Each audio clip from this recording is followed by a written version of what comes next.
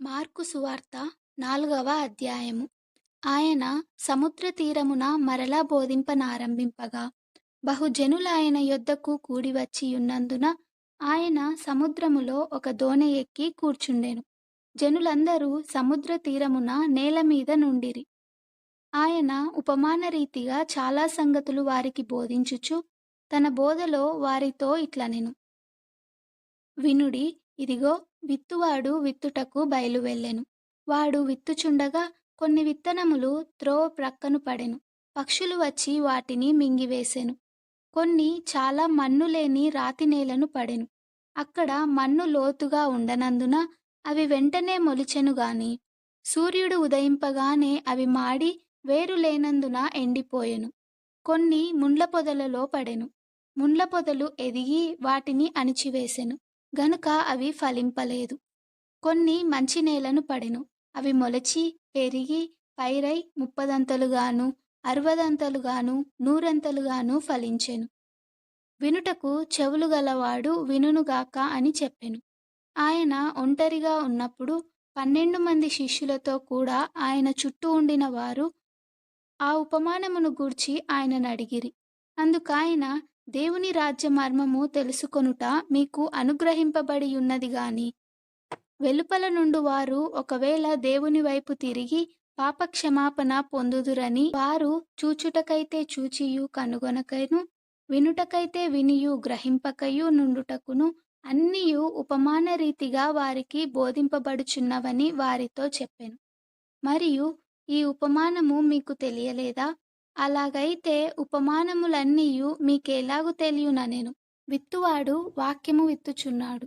త్రోవ ప్రక్క నుండు వారెవరనగా, వాక్యము వారిలో విత్తబడును గాని, వారు వినిన వెంటనే సాతాను వచ్చి వారిలో విత్తబడిన వాక్యం ఎత్తుకొని పోవును. అటువలే రాతి నేలను విత్తబడిన వారెవరనగా, వాక్యము విని సంతోషముగా అంగీకరించువారు. అయితే వారిలో వేరు లేనందున కొంతకాలము వారు నిలుతురు.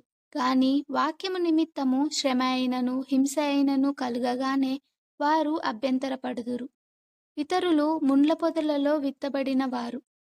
వీరు వాక్యము విందురు గాని ఐహిక విచారములను, ధనమోసములను, మరి ఇతరమైన అపేక్షలను లోపల చొచ్చి వాక్యమును అణిచివేయుట వలన అది నిష్ఫలమగును. మంచి నేలను విత్తబడిన వారెవరనగా, వాక్యము విని దానిని అంగీకరించి 30 60 100 ఫలించువారని చెప్పెను. మరియు ఆయన వారితో ఇట్లనెను. దీపము దీపస్తంభము మీద నుంచబడుటకే గాని కొంచెము క్రిందనైనను మంచము క్రిందనైనను నుంచబడుటకు తేబడదు గదా. రహస్యమేదైనను తేటపరచబడక పోదు. బయలుపరచబడుటకే గాని ఏదియు మరుగు చేయబడలేదు. వినుటకు చెవులెవనికైనా ఉండిన ఎడల వాడు వినుగాక అనెను. మరియు ఆయన, మీరేమి వినుచున్నారో జాగ్రత్తగా చూచుకొనుడి.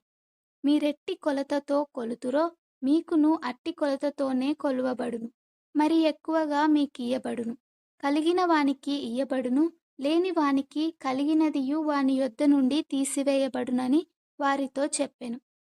మరియు ఆయన, ఒక మనుష్యుడు భూమిలో విత్తనము చల్లి రాత్రింబగళ్ళు నిద్రపోవుచు మేల్కొనుచు నుండగా, వానికి తెలియని రీతిగా ఆ విత్తనము మొలిచి పెరిగినట్లే దేవుని రాజ్యమున్నది. భూమి మొదట మొలకను, తరువాత వెన్నును, అటు తరువాత వెన్నులో ముదురు గింజలను తనంతట తానే పుట్టించును. పంట పండినప్పుడు కోతకాలము వచ్చినదని సేద్యగాడు వెంటనే కొడవలి పెట్టి కోయునని చెప్పెను. మరియు ఆయన ఇట్లనెను. దేవుని రాజ్యమును ఎట్లు పోల్చెదము? ఏ ఉపమానముతో దాన్ని ఉపమించెదము? అది ఆవగింజను పోలియున్నది. ఆవగింజ భూమిలో విత్తబడినప్పుడు భూమి మీదనున్న విత్తనములన్నిటికంటే చిన్నదే గాని, విత్తబడిన తరువాత అది మొలిచి ఎదిగి కూర మొక్కలన్నిటికంటే పెద్దదై గొప్ప కొమ్మలు వేయును. గనుక ఆకాశ పక్షులు దాని నీడను నివసింపగలవనెను. వారికి వినుటకు శక్తి కలిగిన కొలది ఇలాంటి అనేకమైన ఉపమానములను చెప్పి ఆయన వారికి వాక్యము బోధించెను. ఉపమానము లేక వారికి బోధింపలేదు గాని, ఒంటరిగా ఉన్నప్పుడు తన శిష్యులకు అన్నిటినీ విశదపరిచెను.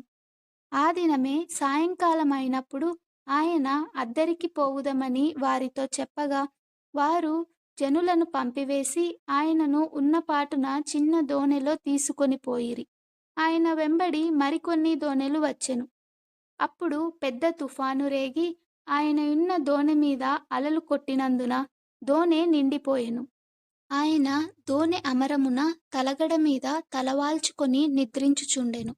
వారాయనను లేపి, బోధకుడా, మేము నశించిపోవుచున్నాము, నీకు చింత లేదా అని ఆయనతో అనిరి. అందుకాయన లేచి గాలిని గద్దించి నిశ్శబ్దమై ఊరకుండుమని సముద్రముతో చెప్పగా, గాలి అణిగి మిక్కిలి నిమ్మలమాయెను.